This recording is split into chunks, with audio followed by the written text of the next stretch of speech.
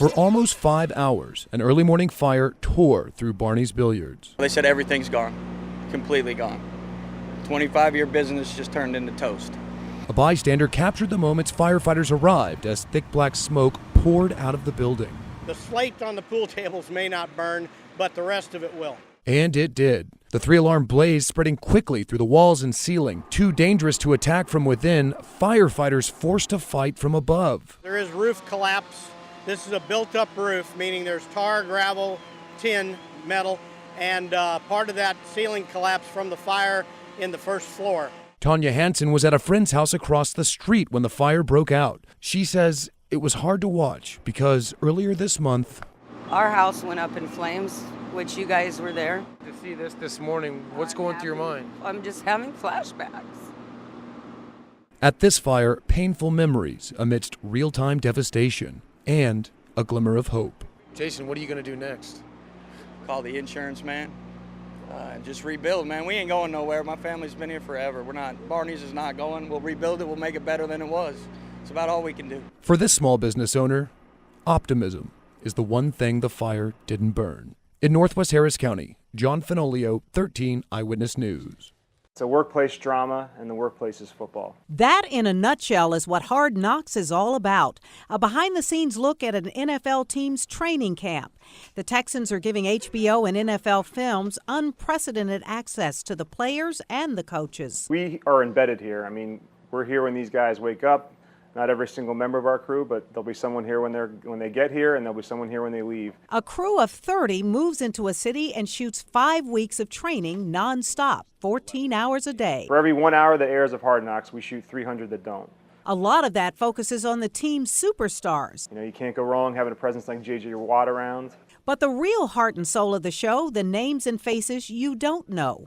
A lot of what Hard Knocks focuses on is those last few roster spots. The guys, you know, maybe the undrafted rookie, he's going to get that 53rd spot in the roster. You know, that's really to us where the human interest comes into play. You know, you want to root for these guys. Everyone loves an underdog. It's the 10th season for the show, but the first time the cameras have focused on the Texans.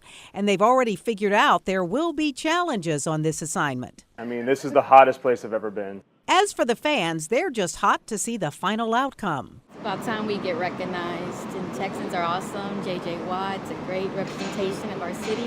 I'm just excited to get a behind-the-scenes view of our Texans. They're tough. They're tough. They've made Houston proud. J.J. Watt and others, I mean, they get the spirit going in Houston. I think Houston can't wait till the season starts. I know I can't. It's hot outside, but chances are your car is even hotter. I immediately roll the windows down. You've heard a number of tricks to get your car cool quickly, so we went to the pros to see which ones really work.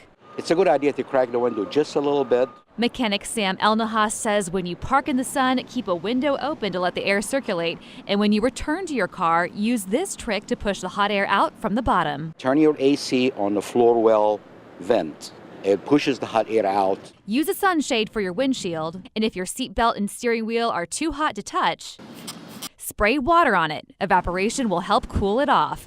And yes, the color of your car does make a difference. So here is the darker colored car. Let's check it out. 130.6. We tested heat readings inside using this temperature gun. Now for the lighter colored car. Let's see if it in fact is cooler.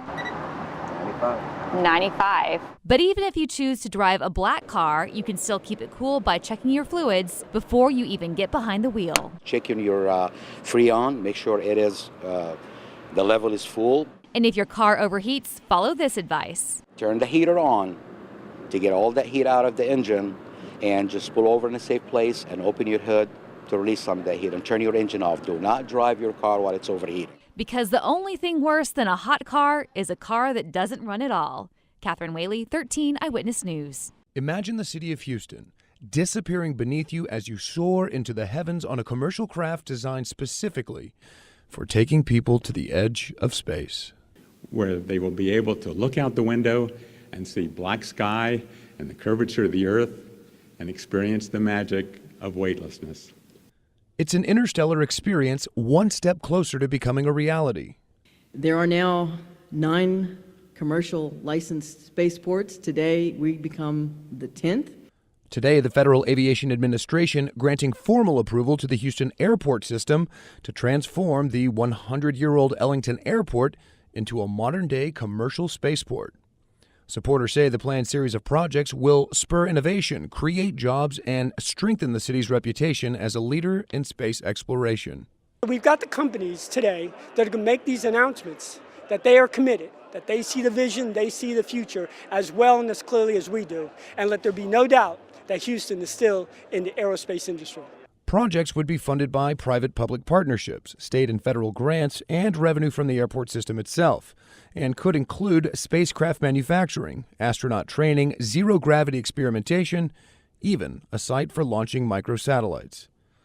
Proponents recognize they have lofty goals. These are just pretty pictures at this point. We are actually in the first phase. We're actually now planning out the first phase of development. But if the product is anything like the pictures, Houston's goal of reaching for the stars might just be the next big thing in space exploration. John Fenolio, 13 Eyewitness News. The store owners of the Chick-fil-A at El Dorado are no strangers to what I-45's construction can do to a business.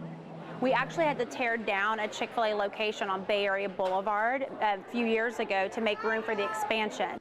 They relocated to this El Dorado location, and once again, they, along with their neighboring stores like Firestone, are preparing for traffic challenges. We're still pretty new, so I'm hoping that's not going to hide us too much and drop our customer count at all. Across the highway at Car Toys, they're coming up with new methods to get customers to their store. We're trying to market what we do via Facebook, Twitter, Instagram, just so that we can get people in the door. The reason this roadwork is such a big deal is because during construction, the east and westbound sides at I-45 and El Dorado will no longer connect. We are going to, from July 10th to the end of November, reconstruct the overpass so that I-45 now goes over El Dorado instead of El Dorado going over I-45.